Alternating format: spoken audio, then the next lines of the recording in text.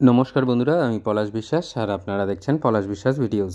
আশা করি আপনারা প্রত্যেকে ভালো আছেন। আপনাদের বাগানের প্রত্যেকটি গাছ ভীষণ ভীষণ ভীষণ ভালো আছে।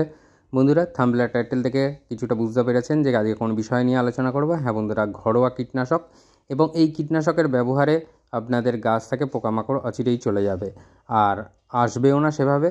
তো অনেকেই বলেন যে ঘরোয়া উপাদান নিয়ে ভিডিও করতে, তাই জন্য পরপর ভিডিওগুলো দিতে থাকছি।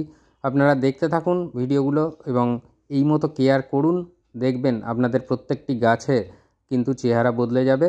যেহেতু ঘরোয়া উপাদান আমরা জানি রাসায়নিকে অনেক ক্ষতি হয়, অনেকটা সমস্যা হয়, আর তার সাথে সাথে সকলের পক্ষে সম্ভব হয় না যে এত দাম দিয়ে বিভিন্ন ধরনের কীটনাশক বা ওষুধ কেনার। তো আমরা ঘরের কাছে মানে ঘরের মধ্যে রান্নাঘরের মধ্যেরই জিনিসগুলো আছে, সেইগুলোকেই নিয়ে যদি আমরা সঠিকভাবে এই দ্রবণ বানিয়ে ফেলতে পারি এবং যদি ভালো রেজাল্ট পাই, তাহলে ক্ষতি কী? রেজাল্ট ভালো পাবেনই, আমি কথা দিচ্ছি। কারণ আমিও বাগানে ব্যবহার করি মাঝে মাঝেই, কারণ সবসময় সম্ভব হয়ে ওঠে না কীটনাশক কেনার। তো এর যখনই কীটনাশক কিনতে পারবেন না বা কেনার সমস্যার সৃষ্টি হবে, তখন কিন্তু এই সমস্ত উপাদানগুলো দিয়ে, যেগুলো আমি দেখাবো, এইটা যদি গাছে দিতে থাকেন, তাহলে দেখবেন গাছের কিন্তু কোনো ধরনের ক্ষতি হবে না, গাছের চেহারা ভালো হবে, তার সাথে সাথে কিন্তু পোকামাকড়ও থাকবে না। আজকের এই ভিডিওটাতে যে কীটনাশক বানানো আমি দেখাবো। তো বন্ধুরা, প্রতিদিন সন্ধ্যা 6টায় আমার চ্যানেলে কিন্তু ভিডিও আসে, তাই বলবো যে যারা এখনও সাবস্ক্রাইব করেননি তারা সাবস্ক্রাইব করে নিন আর চ্যানেলটিকে শেয়ার করার জন্য অনুরোধ রইল সকলের মাঝে। কারণ এই সহজ উপায়ে বাগান করতে গেলে আপনাকে দেখতেই হবে পলাশ বিশ্বাস ভিডিওস, প্রতিদিন সন্ধ্যায় 6টায়। তো বন্ধুরা, জবা গাছ হোক কিংবা গোলাপ গাছ বা গন্ধরাজ ফুল গাছ কিংবা বেলি ফুল গাছ অথবা অপরাজিতা ফুল গাছ, সমস্ত গাছে কিন্তু আপনারা এই জিনিসটা প্রদান করতে পারবেন, দিতে পারবেন। কোনো ধরনের পোকামাকড় আক্রান্ত সবে হয়েছে গাছগুলোয় অথবা গাছগুলোতে আক্রান্ত হয়নি, সেই সব জিনিসে কিন্তু এইটা দিতে পারবেন। দেখতেই পাচ্ছেন ভিনিগার, এর সাথে আরও কিছু জিনিস মেশাতে হবে, আরও একটা জিনিস মেশাতে হবে। আর কতদিনের ব্যবধানে দেবেন, কিভাবে দেবেন, কোন সময়ে, মানে কখন দিলে কাজ হবে ভালো, সেই সময় আপনাদেরকে দিতে হবে। তো ভিনিগার কিন্তু আমরা সকলেই জানি যে কীরকম, মানে জলের মতন সাদা কিন্তু ঝাঁঝযুক্ত, ঝাঁঝালো গন্ধযুক্ত একটি পদার্থ। তো এইটা আমরা রান্নাঘরে রাখি, ইউজ করি। তো আপনাদেরকে বলবো যে আপনারা গাছে ব্যবহার করতে পারেন, কোনো ক্ষতি হবে না। যতটা পরিমাণ দেখাবো ঠিক ততটা পরিমাণ কিন্তু নিতে হবে এবং গাছগুলোয় স্প্রে করতে পারেন। কোনো পোকামাকড় তো আসবে না, এমনকি যে সরীসৃপ বর্ষাকালে আসার সম্ভাবনা বেড়ে যায় অনেকটা বাগানে, তো সেটাও আর থাকবে না, আসবে না তারা, কারণ এর গন্ধটাই সেই রকম। তো 2 লিটার জলের জন্য 2 ছিপি যেটা দেওয়া আছে, বা টেবিল চামচ করে মেপে নিলে 2 টেবিল চামচ আপনারা কিন্তু এই ভিনিগার দিয়ে দেবেন। আর এই ভিনিগারের দামও বেশি নয়, সকলেই জানেন। আর 2 লিটার জলের জন্য কিন্তু 2 টেবিল চামচ, এটা মাথায় রাখবেন, বেশি দেবেন না। বেশি দিলে কিন্তু সমস্যা হতেও পারে, কারণ এর যে ঝাঁঝালো গন্ধ এবং যে মানে ঝাঁঝ বা তেজ, সেটাই গাছের পাতা বেশি পড়ে গেলে সমস্যা হবে। তো আর একটা জিনিস নিতে হবে, এটা দেখতে পাচ্ছেন যে শ্যাম্পুর পাউচ একটা, আপনারা যে কোনো একটা শ্যাম্পুর পাউচ নিয়ে নেবেন। 1 টাকা দামের যে শ্যাম্পুর পাউচগুলো হয়, সেই 1 টাকা দামের শ্যাম্পুর পাউচ 2 লিটার জলের জন্য এনাফ। তো 2 লিটার জলে এইটা শ্যাম্পুর পাউচটা দিয়ে দিতে পারেন।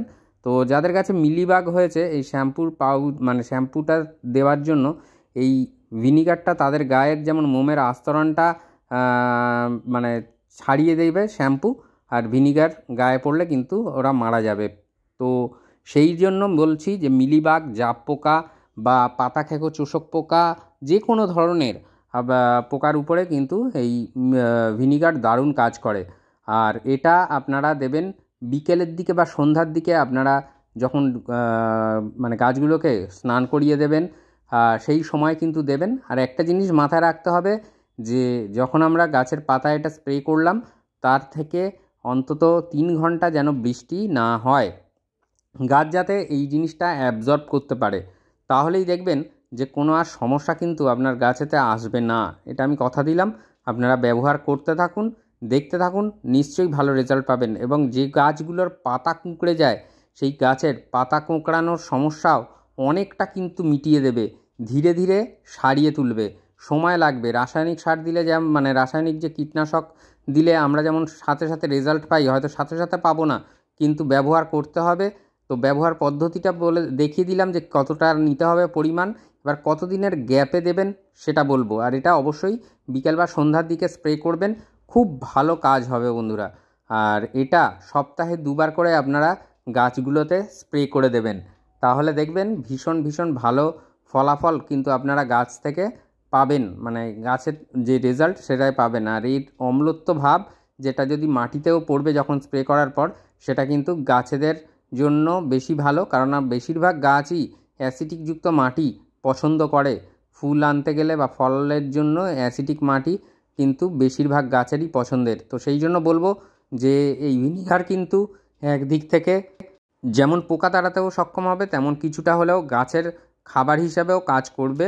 তো সেই জন্য বলবো যে সমস্ত গাছে দিন, ক্যাকটাস আর স্যাকুলেন্ট বাদ দিয়ে যে কোনো গাছে আপনারা এটাকে প্রয়োগ করতে পারেন, ইনডোরেও দিতে পারেন। তো সেই জন্য বলবো ইনডোর প্ল্যান্টে আর কি, ইনডোর প্ল্যান্টগুলোতেও দিতে পারেন, সেমি ইনডোর প্ল্যান্টেও দিতে পারেন, কোনো সমস্যা থাকবে না। তো এইভাবে কেয়ারটা করতে থাকতে হবে। আর যেটা বললাম, যাদের গাছে অত্যধিক হারে দেখছেন পাতা কুঁকড়ে গেছে, তারা আমি বলবো একদিনের ব্যবধানে 3বার এটাকে স্প্রে করুন শ্যাম্পুর সাথে মিশিয়ে, তাহলে দেখবেন ভীষণ ভালো রেজাল্ট পাবেন। পাতা কোঁকড়ানোর যে সমস্যা সেটা কিন্তু দ্রুত সুস্থ হয়ে যাবে। আর যেটা বললাম যে কোনো ধরনের পোকামাকড় কিন্তু আসবে না এর ঝাঁঝালো গন্ধের জন্য, আর এমনকি সরীসৃপও আসবে না।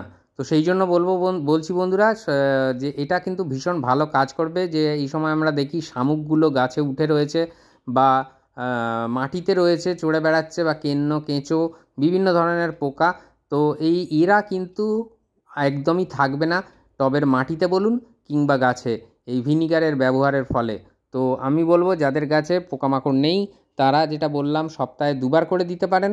আর যাদের আক্রান্ত হয়ে গেছে একদিনের গ্যাপে আপনারা 3বার দিন এটাকে, তাহলেই দেখবেন যে গাছ কিন্তু সুস্থ থাকবে, সুস্থ হয়ে যাবে। গাছের কোনো ধরনের কিন্তু সাইড এফেক্ট বা কোনো ধরনের সমস্যা গাছগুলোর মধ্যে কিন্তু আসবে না। এই ভিনিগার আর একটা কাজও করতে পারেন বন্ধুরা। ভিনিগারটাকে নেবেন একটা কাপের মধ্যে, তার মধ্যে কিছুটা তুলো ফেলে দেবেন, তুলো রেখে দেবেন, দিয়ে যেখানে বৃষ্টি পড়ে না, যে সেটা ছাদ বাগান হোক বা আঙিনা বাগান হোক, যারা উঠানে গাছ করেন আমার মতন, তাদেরকে বলবো যে এটাকে কোনো একটা এমন স্থানে রাখুন যেখানে বৃষ্টির জল না পড়বে না, অথচ কিন্তু সঠিকভাবে খোলা আকাশের নিচেই থাকবে, এরকমই অবস্থানে থাকবে, একটু ছাওয়ার দিকে, যেগুলো খাঁজের দিকে রাখুন। তাহলে দেখবেন এর যে গন্ধটা সেটা কিন্তু দীর্ঘস্থায়ী হবে এবং বেশ কিছুদিন থাকবে। তো সেই জন্য এটাকে আপনারা রেখে দিতে পারেন যে সাইডের নিচের দিকে, তাহলে এই ভিনিগারের গন্ধে কিন্তু যেটা বলেছিলাম যে সরীসৃপও আসবে না, আর অনেক পোকামাকড়ও কিন্তু গাছ থেকে দূরে পালাবে। বিশেষ করে পিঁপড়ে কিন্তু অনেকটা কমে যাবে, আপনারা দেখতে পাবেন নিজেরাই।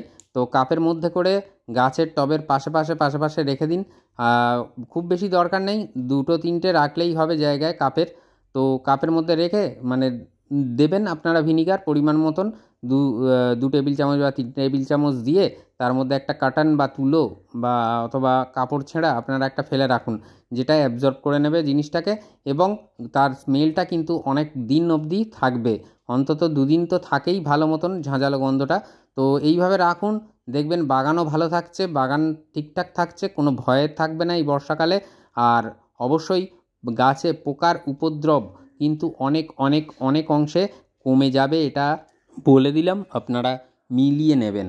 তো সমস্ত গাছগুলোয় যেগুলোতে আপনাদের পোকামাকড় লাগার সম্ভাবনা থাকে সেই সমস্ত গাছে আপনারা দিয়ে জিনিসটাকে ব্যবহার করে দেখুন একবার। আর যেভাবে বললাম এইভাবেই করুন ব্যবহার, অতিরিক্ত দিতে যাবেন না, যে পরিমাণ যেভাবে দেখালাম এইভাবেই দিন। সহজে বাগান করুন, সুন্দরভাবে বাগান করুন, ঘরোয়া উপাদান দিয়ে বাগান করুন। তবে একটা জিনিস বলে রাখছি, যে গাছে কিন্তু প্রচুর পরিমাণে আক্রান্ত হয়ে গেছে পোকামাকড় সেই গাছ কিন্তু কাজ করবে না, কিন্তু পোকা আসতে রোধ করে এই জিনিসটি। আর ভীষণ ভালো কাজ কিন্তু হবে যদি আপনারা যতদিনের ব্যবধানে বললাম যদি কন্টিনিউয়াসলি এটাকে ইউজ করতে পারেন। তো আশা করি জিনিসটা বুঝতে পারলেন। আর কোনো ধরনের কোনো সমস্যা থাকলে অবশ্যই কমেন্ট বক্সে কমেন্ট করবেন, আমি সবার প্রশ্নের উত্তর দিয়ে থাকি। মন থাক চিরসবুজ, পৃথিবী হোক সবুজময়, এই বলে কিন্তু আজকের এখানেই সমাপ্ত করছি। আবার আসছি আগামীকাল নতুন কোনো ভিডিওর সাথে, ঠিক সন্ধ্যে 6টায়। ততক্ষণ সকলে সুস্থ থাকুন, ভালো থাকুন আর দেখতে থাকুন পলাশ বিশ্বাস ভিডিওস। নমস্কার।